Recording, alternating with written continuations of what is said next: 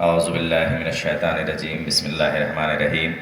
सबसे पहले तो हम अपने भाई प्रसन्नजीत बोस भाई का शुक्रिया अदा करता हूँ कि उन्होंने हमें यहाँ एक इम्पोर्टेंट इशू पे बात करने के लिए बुलाया और हमारे दरमियान हमारे इम्तियाज़ मुल्ला साहब और हमारे प्यारुल इस्लाम भाई अब्दुल मालिक मुल्ला भाई और मंच पे सभी भाई जो उपस्थित हैं, सबको मेरा सलाम। मैं उर्दू में बात करूंगा, थोड़ा आपको अनकंफर्टेबल लगेगा, लेकिन चूंकि मैं बंगला बोलूंगा तो उससे भी ख़राब लगेगा आपको। उस देश में लगता है अदालत नहीं होती, उस देश में लगता है अदालत नहीं होती, जहां इंसानियत की हिफाजत नहीं होती। जब मुश्किल में हो मखलूक खुदा तो सजदे में पड़ी होना इबादत नहीं होती। हर शख्स सर पे कफन बांध के निकले, हक और इंसाफ के लिए लड़ना बगावत नहीं होती। भाई बंधुरा, आज के देखছেন পুরো গোটা দেশে যা অবস্থা আছে, কানুন বলে ল অ্যান্ড অর্ডার বলে কিছু নেই আছে। এখন কালকে না কদিন আগে আমি একটা পড়ছিলাম, কর্ণাটকা হাইকোর্ট একটা রায় দিয়েছে। সে রায়টা কি, দুটোই হিন্দু ছেলে মসজিদে গিয়ে জয় শ্রীরামে নারা করেছে, তার বিরুদ্ধে কমপ্লেন করেছে। কমপ্লেন করার পরে ওই হাইকোর্ট মামলাটা গেল। हाईकोर्ट बोलছে कि जय श्री राम का नारा लगाना रिलीजियस सेंटिमेंट को हट नहीं करता। इसीलिए मैंने वो शेर कहा कि इस देश में लगता है अदालत है नहीं, क्योंकि भारत का संविधान ये कहता है कि हमको बोलने की आजादी तो है, आमी निष्पक्ष भावे आजादी भावे कोथा तो बोलते पारी, কিন্তু কারো ধর্মীয় সেন্টিমেন্টকে আমি হট করতে পারি না। আমি নিজের ধর্মকে পালন করতে পারি, যেভাবে চাই করতে পারি, আমার যেরকম ইচ্ছা আমি নিজের ধর্মকে আমি পালন করব, কিন্তু কোন অন্য ধর্মকে আমি অসম্মান করব না। এটাই আছে তো, এই সব ধর্মই এই কথা বলছে, কিন্তু ভারতে আদালত হাইকোর্ট কথা বলছে কি ধর্মীয় সেন্টিমেন্ট আহত।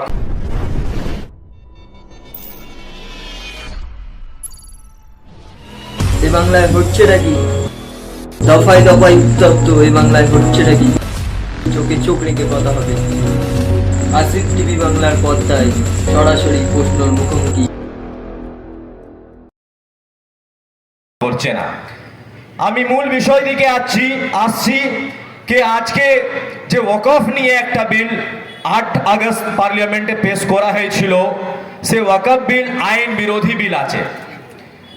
ও এইভাবে কি ভারতের যে আইন আছে, ভারতের সংবিধান আছে, সে সংবিধান সবাই ধর্মকে আজাদি দিচ্ছে, সবাই ধর্ম इंडिपेंडेंट করছে নিজের ধর্মকে পরিচালনা করার জন্য।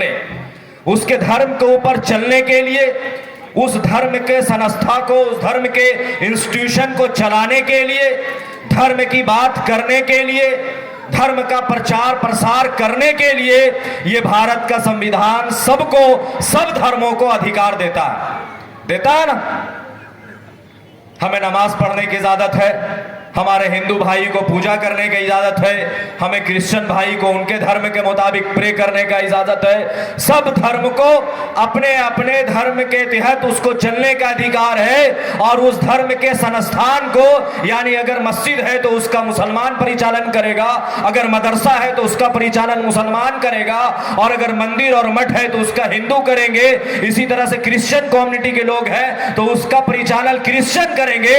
लेकिन यहाँ जो नया बिल आया है उसमें कहते हैं ऐसा नहीं होगा, इसके अंदर चोरी हो रहा है, करप्शन हो रहा है। इस करप्शन को रोकने के लिए हिंदू भाई को इसमें शामिल करेंगे तो करप्शन रुक जाएगा। क्या मठ में करप्शन नहीं है? मंदिर में करप्शन नहीं है? गुरुद्वारे में करप्शन नहीं है? सारे धर्मों के अंदर करप्शन है। इस बात की क्या गारंटी देते हैं? अगर करप्शन नहीं होता तो इतना बड़ा जो स्कैम भारत के अंदर चल रहे हैं वो कौन कर रहे हैं? भारत का शासक कौन है? हमारे हिंदू भाई है। तो फिर करप्शन तो होना ना चाहिए था देश में। तो ये जो चक्रांत तो हमारे लिए रचा जा रहा है, और जहां से ये कानून और पार्लियामेंट और असेंबली के अंदर से ये कानून बनाए जा रहे हैं, कानून साज काउंसिल जिसे लेजिस्लेटिव कहते हैं, उस जगह पे हमारा रिप्रेजेंटेशन नहीं है। आज मैं यहां से इस सभा से यही वक्तव्य रखना चाहूंगा कि ऐ मेरे भाइयों, हर जगह हमारा हिस्सेदारी होनी चाहिए। क्यों नहीं? आज बंगाल আর যা আছে, যা রিপ্রেজেন্টেশন আছে ওটা আমাদের জন্য নেই, ওটা পার্টির জন্য আছে। তার একটা एग्जांपल এখন দেই, যেরকম এখন ইমতিয়াজ ভাই और हमारे प्रसन्नजीत भाई ने आपको कहा कि हमारे एक एमपी साहब ने बोतल तोड़कर अपना उंगली काट लिया, उसी तरह से जेपीसी के अंदर जो दूसरा और एक राज्यसभा का मेंबर है, राज्यसभा के एमपी है श्री नदीमुल हक साहब, वो मुसलमान हैं। हम सबको उनसे उम्मीदें हैं कि वक्त के बाद पे वो बात करेंगे। अब तक जो मीटिंगें हुई है ज्वाइंट पार्लियामेंट्री कमेटी की, वो 17 मीटिंग हुई है, और 17 मीटिंग में से 8 मीटिंग से जनाब गायब है। 8 मीटिंग में नदीमुल हक साहब नहीं थे। अब आप ये जवाब मिल गया आपको कि आपने तृणमूल के अंदर भेजते जो हमारी बात करता, जो हमारी अधिकार की बात करता। अगर हम अपने लोगों को पार्लियामेंट में भेजते जो हमारी अधिकार की बात करता, तो मैं दावे के साथ कह सकता हूं और खुदा की कसम खाकर कह सकता हूं कि ये पार्लियामेंट के अंदर ऐसे कानून आपके खिलाफ पास नहीं होते। आपके लिए भी आवाज उठाने वाले लोग होते, लेकिन हमें सड़कों पर उतरना पड़ रहा है। क्यों सड़कों पर हम उतर रहे हैं? क्योंकि हमारी बात असेंबली के अंदर उठाने वाले नहीं है, हमारी बात पार्लियामेंट के अंदर उठाने वाले नहीं है। इसीलिए दाढ़ी टोपी के नाम पर हमें मार दिया जाता है, इसीलिए हमें किसी अदर्स पार्टी के करने के नाम पर हमारे बच्चों को निशाना बनाया जाता है, इसीलिए हमारे बहनों के सरों से दुपट्टे खींचे जाते हैं, इसीलिए हमारे खिलाफ साजिश रची जाती है और मुसलमानों के प्रॉपर्टी के ऊपर गलत तरीके से निगाह जमाई जाती है। अजीज दोस्तों, इसका एक ही हल है, और वो हल ये है कि जहां आप एक तरफ झोली भर भर के वोट सेकुलर पार्टियों को देते हैं, इन तृणमूल और भी जो दिगर मुल्क के अंदर दूसरे सेकुलर पार्टियां हैं, इनको आप दिल खोल कर जो वोट देते हैं, ये वोट दें, मैं इससे इनकार नहीं करता। लेकिन साथ साथ जैसा कि प्रसन्नजीत भाई ने कहा कि अल्टरनेटिव पॉलिटिक्स पे भी आपको ध्यान रखना होगा, और नौशाद सिद्दीकी साहब जैसे लोग और प्यारे इस्लाम जैसे लोगों को अपना नुमाइंदा चुनकर असेंबली में भेजना पड़ेगा।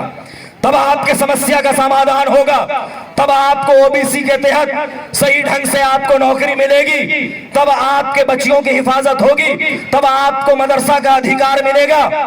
वरना आपके अधिकार से ऐसे ही वंचित रहेंगे और सभा करते रहेंगे, रैलियां करते रहेंगे, जेलों में जाते रहेंगे, कटते रहेंगे और मरते रहेंगे। आपकी आवाज उठाने वाला कोई नहीं होगा।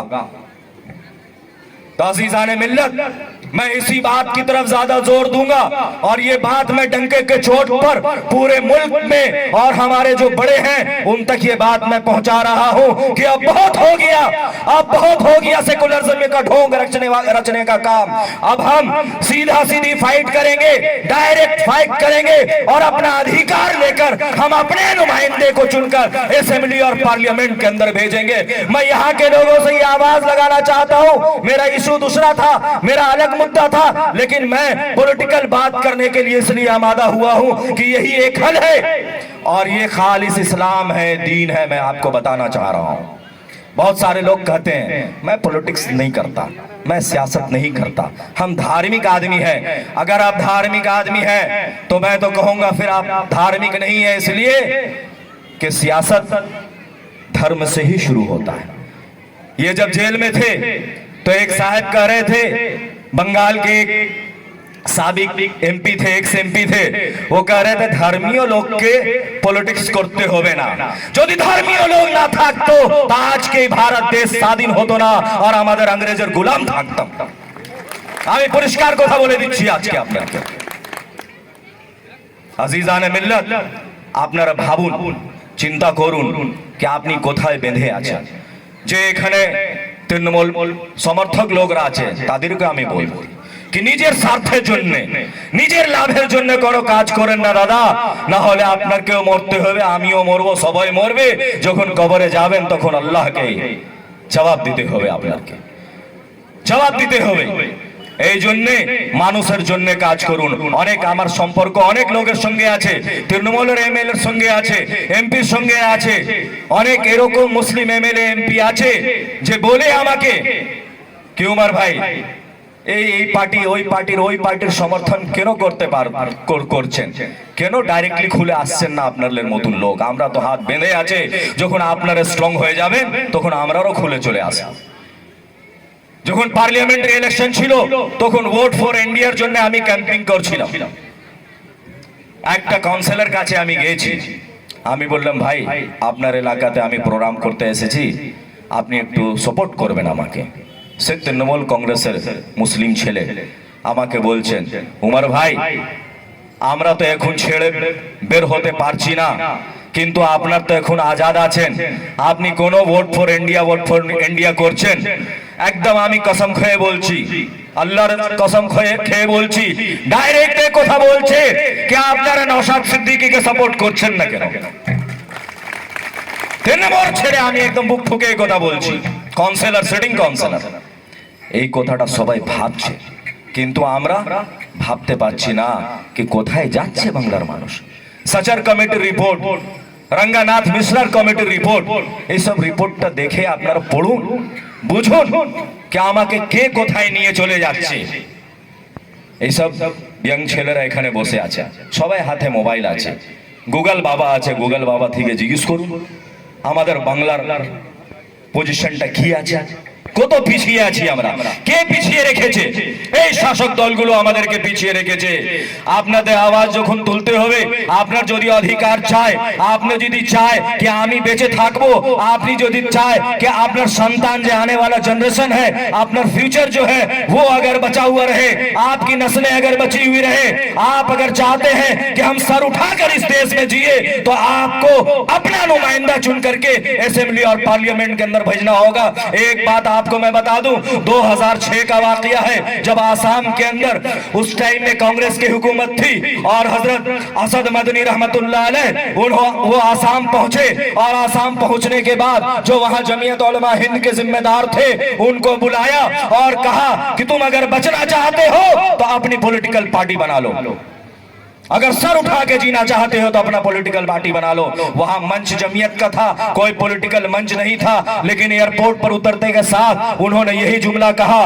ये लोग बड़ा हैरत में पड़ गए कि हम लोग तो सब दीनी आदमी हैं, मजहबी आदमी हैं। असद मदनी रहमतुल्लाह अलैह एक आलिम दीन है, हुसैन अहमद मदनी रहमतुल्लाह अलैह के बेटे हैं। ये एक आलिम ऐसी बात कह रहा है कि अगर पॉलिटिकल पार्टी बनाओगे तभी तुम बच पाओगे। आखिर क्या बात हो गई? बोलते हैं हजरत चलिए मदरसे में बैठकर बात होगा।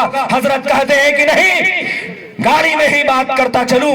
गाड़ी में ही बात करते जाते हैं, मदरसे में बैठते हैं, सारे लीडर को बुलाते हैं जो जमीयत के लीडर होता है, और उनको कहते हैं कि अगर तुम सर उठा के जीना चाहते हो